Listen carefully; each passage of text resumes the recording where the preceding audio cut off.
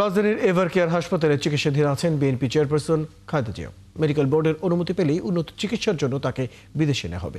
এরই মধ্যে খালেদা জিয়াকে লন্ডনে নেওয়ার জন্য কাতার সরকারের ব্যবস্থা করা এয়ার অ্যাম্বুলেন্সটি আগামী 9 ডিসেম্বর ঢাকায় আসার অনুমতি চেয়েছে। এ বিষয়ে আরো খবর জানাতে আমাদের সাথে এভারকেয়ারের সামনে থেকে যুক্ত হচ্ছেন সহকর্মী মহামিনুর খান অপু।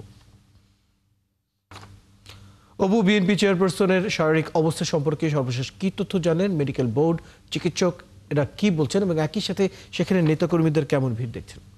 বিএনপির স্থায়ী কমিটির সদস্য এবং বেগম জিয়ার ব্যক্তিগত চিকিৎসক ডক্টর জাহিদ হোসেন গতকালকে যেটি জানিয়েছিলেন, তার শারীরিক অবস্থা এখন পর্যন্ত অপরিবর্তিত রয়েছে, অর্থাৎ তাকে বিদেশ নিয়ে চিকিৎসা দেওয়ার মতো অবস্থায় তিনি এখন নেই। তার কিডনি, হৃদযন্ত্র এবং ফুসফুসে কিছু জটিলতা রয়েছে এবং সেটি কিন্তু আপ ডাউন করছে এবং সেটিও কিন্তু স্থিতিশীল নয়। তবে হিমোগ্লোবিন কিছুটা কমে গিয়েছিল, সেটি কিন্তু বেড়েছে।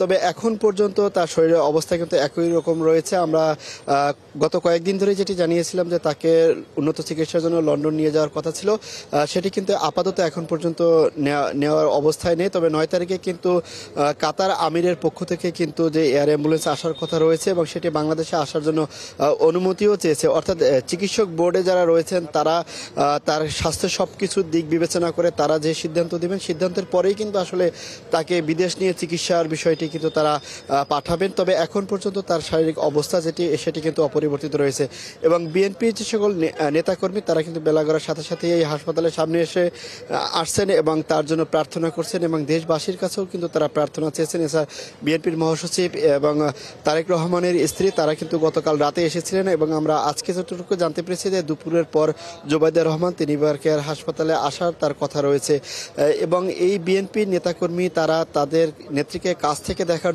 মানে খোঁজ খবর জানার জন্যই কিন্তু তারা এখানে এসে জমায়েত হচ্ছেন এবং যদিও বিএনপির পক্ষ থেকে বারবারই বলা হয়েছে যে এভারকেয়ারের সামনে বা এই সড়কে তারা যেন ভিড় না করেন, সেটি কিন্তু তারা পালন করছেন। তবে কিছু সংখ্যক তৃণমূলের নেতাকর্মীকে আমরা সবসময় দেখি যে তারা এখানে আসছেন এবং তার নেত্রীর জন্য কিন্তু তারা প্রার্থনা করছেন। তবে সব কিছু মিলিয়ে বলা চলে যে এখন পর্যন্ত বেগম জিয়ার শারীরিক অবস্থা অপরিবর্তিত রয়েছে এবং দুপুরের পর বা আজকে থেকে বিএনপির পক্ষ থেকে কোনো ধরনের ব্রিফ করা হয় তাহলে কিন্তু আমরা পরবর্তী খবর আবারও জানাতে পারবো।